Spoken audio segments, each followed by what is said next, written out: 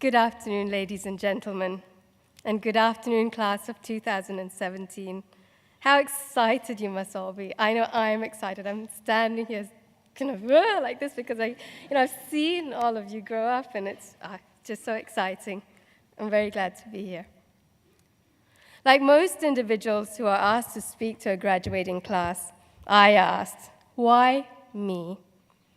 And I was told, well, young people need to know what they can do to make a difference, and you can show them how to save the world. That is the art of flattery. It comes before the arm twisting. Well, you know as well as I do that over the next 8 minutes, I won't be giving you the bluffer's guide to saving the world. But I can tell you why 27 years after leaving UWC, I still choose to try and make the world a better place to be in, and what I'd like to think that you will too. Not long before I wrote my first IB exam, we received news that Nelson Mandela had been released from prison after 27 years.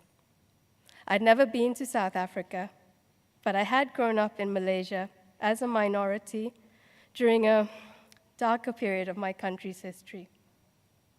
Mr. Mandela's fight to overturn that racist tyranny of apartheid strongly resonated with me. About our boarding house parents, Mr. and Mrs. Skillicorn, some of you may remember Mr. Skillicorn as he was always Father Christmas during the junior school Christmas parties. Together, we celebrated Nelson Mandela's freedom. Amongst Mandela's first words to the public were, "Thank you. Thank you that you chose to care. Thank you that you chose to care because you could have decided otherwise. Thank you that you elected not to forget because our fate could have been a passing concern." He continued, "We are here today because for almost 3 decades, you sustained a campaign for the unconditional release of all South African political prisoners. We are here because you took that humane decision that you could not ignore the inhumanity represented by the apartheid system." It was such an exciting and hopeful moment to be leaving UWC. At 18, I took Mr. Mandela's words as a call to action for 3 reasons. Firstly, it made me feel like I was at one with humanity, and that what happens to others happens to me. Secondly, it made me believe that any authority, any organization, or any individual that violates the dignity and the well-being of another person should always be held to account. Thirdly, it made me feel that as an ordinary person, there were things that I could do to make things better. I just had to choose to. These reasons have underpinned my work on human rights in Malaysia, in politics in Hong Kong, and my advocacy for human rights and environmental responsibilities of business. My class of 1990, yes, the white hairs there, we graduated in seemingly promising times. The end of apartheid, the fall of the Berlin Wall, glasnost and the end of the Soviet era, and a growing movement around environmental sustainability. Class of 2017, the world that you graduate into is a very different, tougher terrain. It is one where too many, too frequently, feel able to explicitly, sometimes even triumphantly, express their xenophobic, misogynistic, and abusive beliefs. They feel that their dominion over Earth and its atmosphere gives them the right to plunder and destroy it for material gain. They feel that inequalities and elitism are inevitable or even necessary for society to get its high on growth. And they allow their leaders to be unaccountable for spreading these ideas, behaving in this way. My class left UWC with a commitment to sustain a positive tide, build on it, to create an even better future. We relied on the trend towards democracy, respect for human rights, and institutions like the United Nations to provide us with the necessary scaffolding to build that better future. In retrospect, our steps were probably too incremental. By contrast, as you leave UWC, your fight is to secure the right to a future, the right to live in a world that is humane and habitable, and to bequeath the same to the next generation.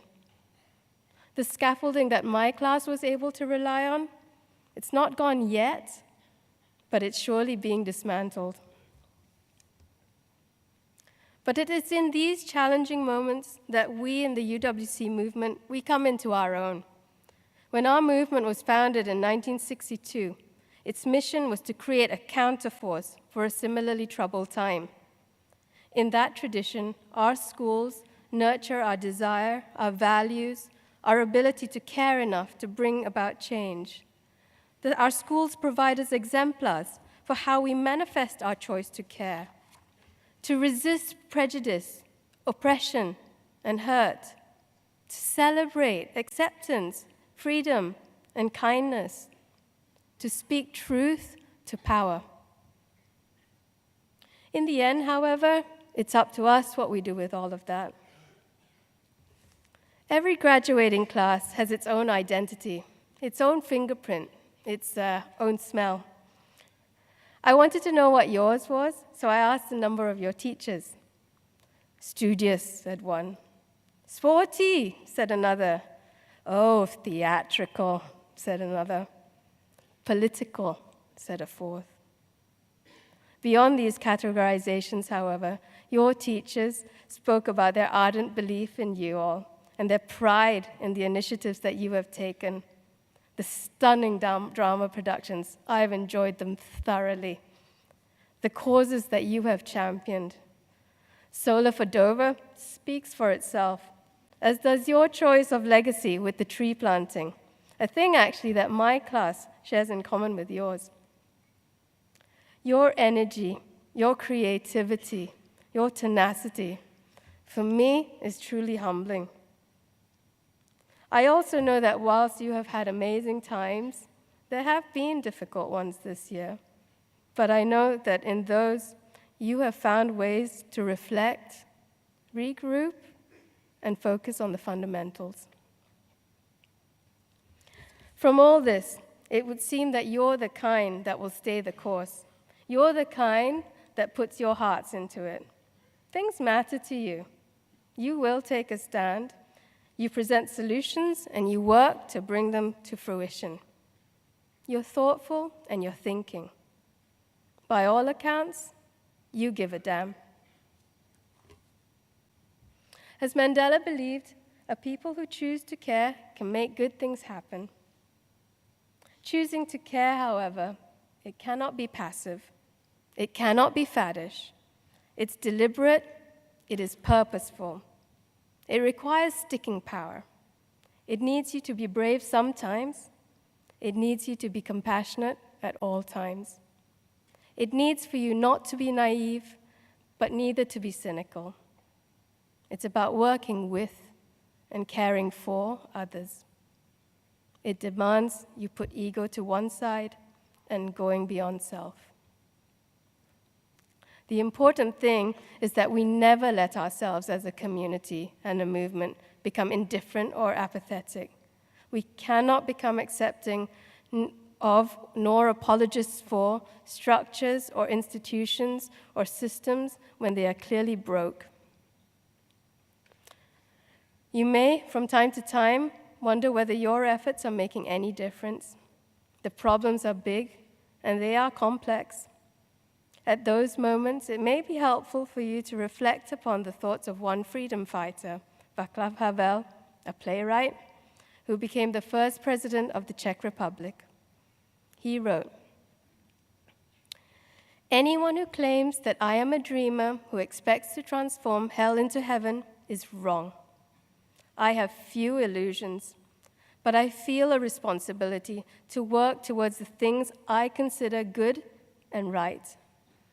I don't know whether I'll be able to change certain things for the better or not at all. Both outcomes are possible. But there is only one thing I will not concede, and that is that it's meaningless to strive in a good cause. Many, many congratulations, class of 2017, on deservedly reaching this point in your lives, and to your families and your teachers for supporting you all the way. May you go forward with fire in your bellies and with love in your hearts to fight the good fight. Thank you, and go well.